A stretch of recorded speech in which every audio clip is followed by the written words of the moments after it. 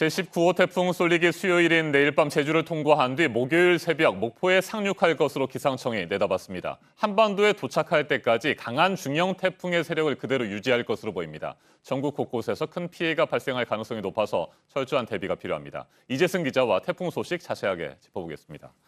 이 기자, 태풍 쏠리기 한반도 내륙에 상륙하는 시점을 기상청은 정확하게 언제쯤으로 내다보고 있습니까? 네, 기상청의 국가태풍센터가 오늘 새벽 4시에 태풍 정보를 발표했습니다.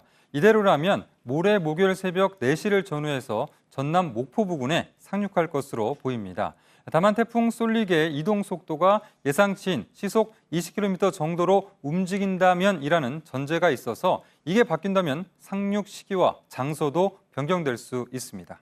자, 그렇다면 태풍이 이동하는 경로를 정확하게 예측하는 것도 쉽지 않아 보이는데 실제로 기상청이 발표한 내용에 따르면 이 태풍이 조금씩 서쪽으로 이동하고 있다고요? 네, 그렇습니다. 19호 태풍 쏠리기 발생한 이후에 이 기상청이 내놓은 예상 경로입니다. 당초 동해상으로 빠져나갈 것으로 봤지만 지난 19일엔 여수 상륙, 어제는 제주를 관통해서 목포에 상륙할 걸로 전망했습니다. 예상 경로가 조금씩 서쪽으로 치우치고 있는데요. 이 내용은 또 수정될 수 있습니다. 국가태풍센터는 이르면 오늘 오전 중에 토요일을 거쳐서 업데이트된 태풍 예상 경로를 내놓을 예정입니다. 네, 태풍이 당초 예상했던 것보다 서쪽으로 기울고 있다는 것은 북태평양 고기압 때문입니까? 네, 그렇습니다. 고기압이 확장하는 만큼 이 태풍은 더 서쪽으로 치우칠 수밖에 없습니다. 고기압의 확장 정도를 가장 쉽게 알 수 있는 것은 기온인데요. 이번 주 열대야와 또 폭염이 다시 살아났고 또 가장 더운 날은 내일 수요일입니다. 그만큼 고기압이 한반도로 크게 확장했다는 것을 보여주고 있습니다. 네, 쏠릭은 현재 중형 태풍인데 여전히 강한 세력을 그대로 유지하면서 북상하고 있어요. 네, 그렇습니다. 지금 화면에 한번 보이시는 게 어제 천리안 위성이 촬영한 태풍 영상인데요. 구름 모양이 잡혀 있고 또 태풍의 눈도 뚜렷하게 보입니다. 태풍은 점점 더 강해져서 내일 새벽엔 중심부에 초속 43m의 바람이 불 걸로 보입니다.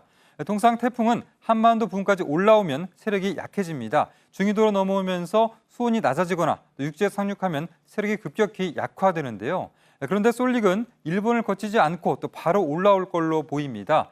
또 한반도 주변 바닷물 온도도 30도 안팎으로 높아서 강한 세력을 유지할 것으로 전망됩니다. 네, 태풍 쏠릭은 지금 상황으로 보면 목요일 새벽쯤에 남해안에 상륙할 것으로 보입니다. 그래서 전남 고흥 나로도 우주센터에서 준비 중이던 한국형 발사체 시험 발사가 연기될 가능성이 높다면서요? 네, 그렇습니다. 이 고흥 지역이 태풍 쏠릭의 길목에 놓여 있기 때문인데요. 이 발사대에 세우던 로켓이 영향을 받을 것으로 보이는 그런 상황입니다.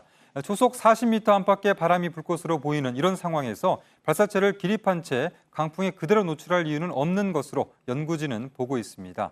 당초 오는 10월로 예정돼 있었는데 내부 논의를 거쳐서 발사 날짜를 신중하게 고를 방침입니다. 네, 쏠릭 말고 태풍이 하나 더 만들어져서 현재 북상 중입니다. 이것도 쏠릭의 이동 경로에 영향을 줄 수가 있습니까? 네, 그럴 수가 있는데요.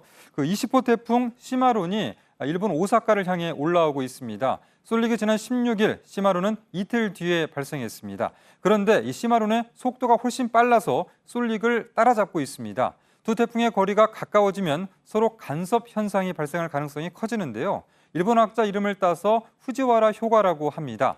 지금대로라면 23일 직선거리로 1000km 안에서 두 태풍이 이취하게 됩니다. 이때부터는 정말 예측 불허의 그런 상황이 펼쳐질 수가 있습니다. 네, 그러니까 이 기자가 설명한 대로 두 태풍 사이에 상호작용이 발생하면 태풍의 이동 경로를 예측하는 것이 더욱 복잡하고 어려워질 수 있다. 이런 설명이군요. 네, 그렇습니다. 비슷한 사례가 2012년에 발생했습니다. 태풍 덴빈이 하루 먼저 발생해 북상하다가 다음 태풍 볼라벤과 가까워지면서 경로가 흐트러졌고 또 결국 볼라벤이 더 먼저 한반도에 도착했습니다. 한 태풍이 다른 걸 흡수하면서 커지는 그런 경우도 있을 수가 있는데요. 이 때문에 쏠릭이 한반도를 빠져나간 뒤에도 경계를 늦추기는 어려울 전망입니다. 네, 알겠습니다. 경계를 늦추지 말고 철저하게 대비를 해야 할 것 같습니다. 이재승 기자 수고했습니다.